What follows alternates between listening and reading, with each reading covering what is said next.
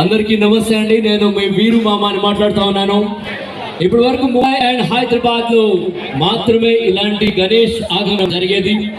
But 20 సంవత్సరాలుగా ఇక్కడికి ఒక ప్రత్యేకమైన వినాయక చవితి కార్యక్రమాలు చేస్తున్నటువంటి టీమ్ SGNYA మరి ఈరోజు గణేష్ ఆగమనం. ఎందుకంటే భారతదేశంలోనే అతిపెద్ద పండుగ ఏదైనా ఉందంటే అది వినాయక చవితి. ఇది కుల మత భేదాలకి అతీతంగా ప్రతి ఒక్కరు కూడా ఆ వినాయకుడిని పూజిస్తూ ఉంటారు. ఆయన్ని చూస్తేనే ఒక ఎనర్జీ వస్తుంది.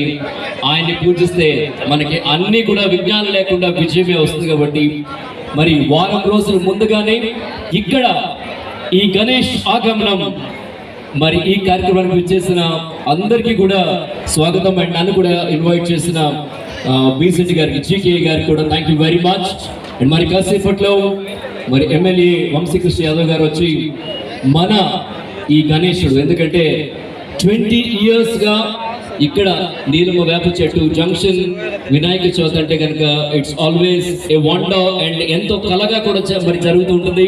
సో మరి కాసేపట్లో ఈ వండర్ఫుల్ ఈవెంట్ ని మనందరూ కూడా ఇన్స్టాగ్రామ్లోని అలాగే ఫోన్లో కూడా బంధిస్తూ ఉన్నారు. కాబట్టి భారతదేశంలో వైజాగ్ అంటూ మరి అత్యంత పెద్ద వినాయకులు కూడా మనం పెడతా ఉంటాం.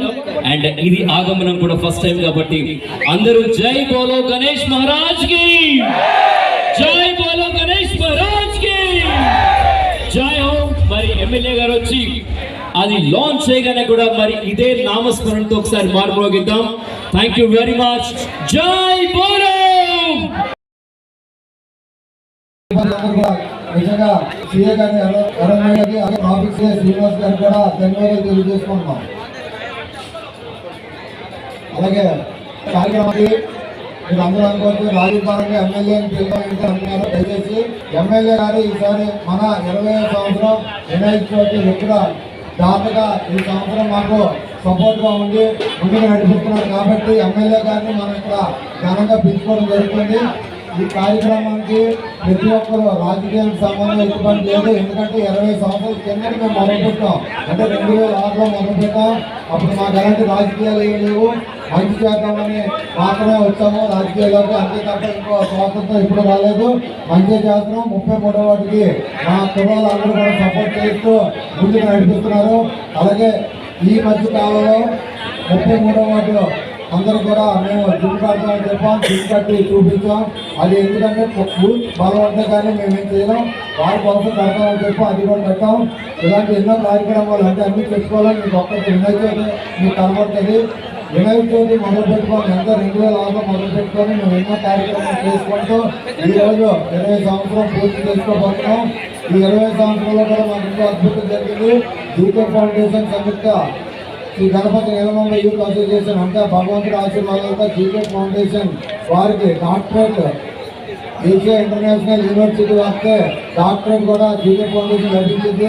కేవలం క్యాన్సర్ పేషెంట్ని అడాప్ట్ తీసుకోవడం, వారికి ఉన్న కష్టాలను మేము ఫౌండేషన్ తరఫున ఏదో మా వంతు సాయం చేయడం వల్ల మాకు ఈ డాక్టరేట్ వచ్చినందుకు నిజంగా సంతోషిస్తున్నాం. అలాగే ఎవరైనా ఈ చుట్టుపక్కల ప్రాంతంలో చనిపోతే వారికి ఏదైనా జరిగింది అని చెప్పి 4.5 సంవత్సరాల నుంచి వారికి కూడా మీటింగ్ ఏర్పాటు చేస్తున్నాం.